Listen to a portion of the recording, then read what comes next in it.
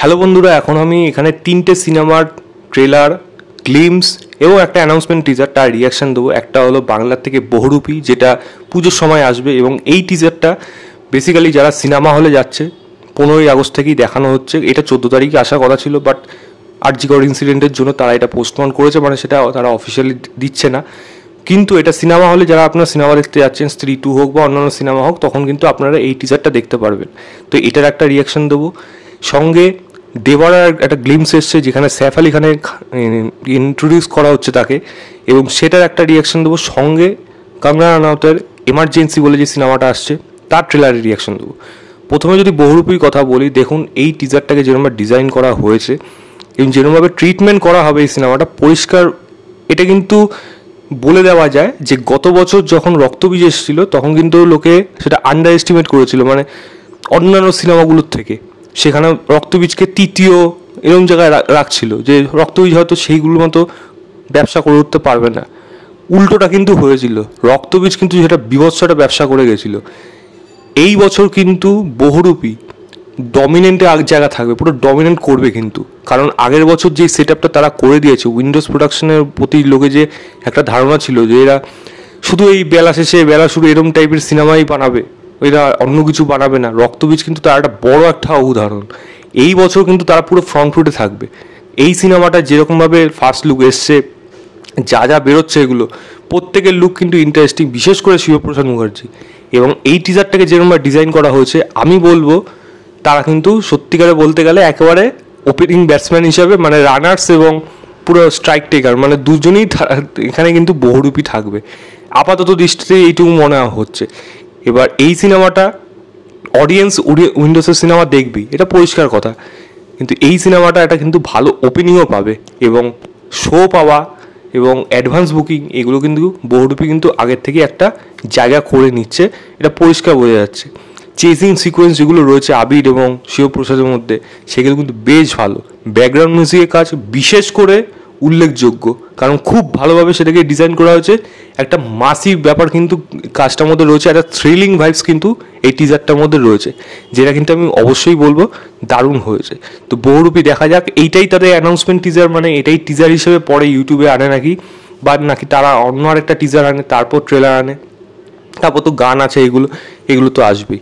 দেখা যাক সেগুলো কীরকম হয়। আমি কিন্তু খুব এক্সাইটেড, এইটা আমার বেশ ভালো লেগেছে, হলে রীতিমতো এনজয় করেছি, এটা বলা যায়। দ্বিতীয় বলবো হলো এমার্জেন্সি ট্রেলার, যেটা কঙ্গনা রানাউত নিজেই ডিরেক্ট করছে।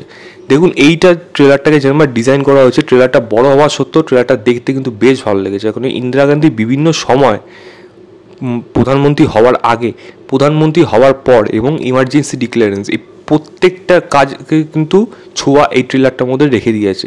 তাই আপনি ডাইরেক্ট এখানে বলতে পারবেন না এটা গুড না এ ব্যাড, আপনার কিন্তু একটা ব্যালেন্স জায়গায় এই ক্যারেক্টারটাকে রেখেছে। এবার কঙ্গনা রানাউত কীভাবে দেখাতে চাইছে সেটা তো সিনেমা আসলে বোঝা যাবে। দেখুন তার একটা পলিটিক্যাল আইডিওলজি আগের থেকেই ছিল, পরিষ্কার লোকে সবাই সেটা জানতো, এখন সে একবার সেখানে নির্বাচিত। এবার সে যদি চায় যে একে ডিফেন্ড করে, মানে খারাপ করে দেখাবে, সেটা সে করতেই পারে, তার কাছ থেকে এমনিও এরকম জিনিস এক্সপেক্টেড। কিন্তু আমি আশা রাখবো যে কাজটার মধ্যে যেন একটা ব্যালেন্স কাজ হয়, ভালো জিনিসটা যেন ভালোভাবে দেখায়, খারাপ জিনিসটাকে যেন খারাপভাবে দেখায়।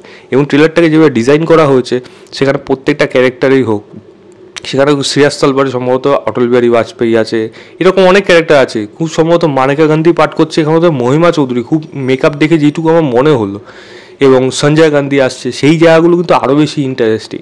এবং এই ট্রেলারটাকে যেরকমভাবে ডিজাইন করা হয়েছে, যেরকমভাবে কাটা হয়েছে, এবং যেরকমভাবে ব্যাকগ্রাউন্ড মিউজিকটাই আপলিট করছে, সেখানে কঙ্গনার যে ডায়লগ, যে Indira is India, India is Indira, এই যে ডায়লগটা এত সুন্দরভাবে ডেলিভার করছে, সেটা কিন্তু দেখতে বেশ ভালো লাগছে। আমার কিন্তু এই ট্রেলারটা খুব ভালো লেগেছে।